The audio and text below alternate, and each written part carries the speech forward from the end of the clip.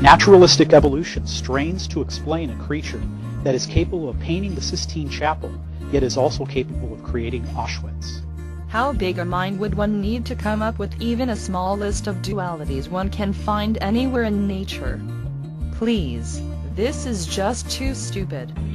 Just take one look at any group of animals and you will find social and antisocial behavior.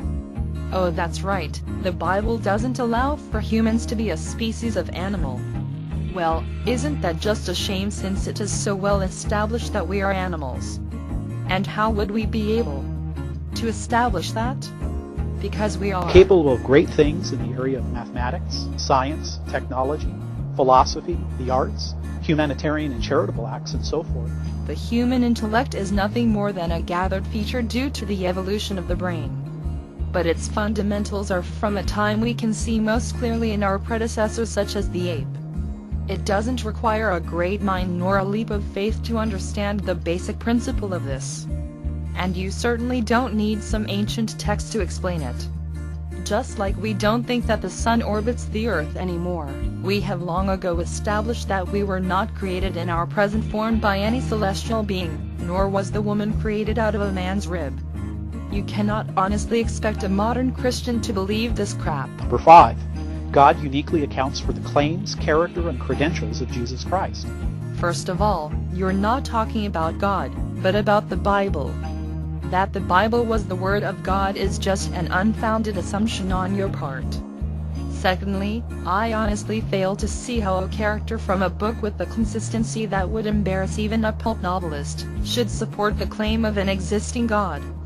Anyone who has done even the slightest investigation into the Bible knows that the stories about Jesus were penned down by human beings with an incredibly poor understanding of the world compared to what we know today. There are many people alive today that make exactly the same claims as was said of Jesus, and scores of contemporaries to Jesus have been said to have been performing the same miracles as he did. In conclusion, even if it was made clear by this unlettered rant that there was a God in the beginning, there certainly wasn't anything in the video that would support an existing God today. Doesn't it strike everyone as a bit odd that the world's biggest influence, the creator of all things and beings, is only manifest in a single book which supposedly is the Word of God, but strikes me very suspiciously as ancient people's feeble attempts to make sense of a world they knew very little about? The trouble with this sort of biblical interpretation and religion is that it can never come of age, if it doesn't adapt to the times it is practiced in. Religion and faith is just a substitution for knowledge.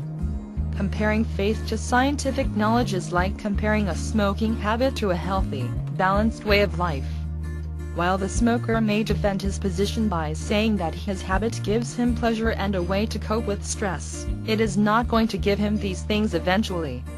Not that a healthy and balanced life is any guarantee for a long and prosperous life, but hey, life's full of uncertainties.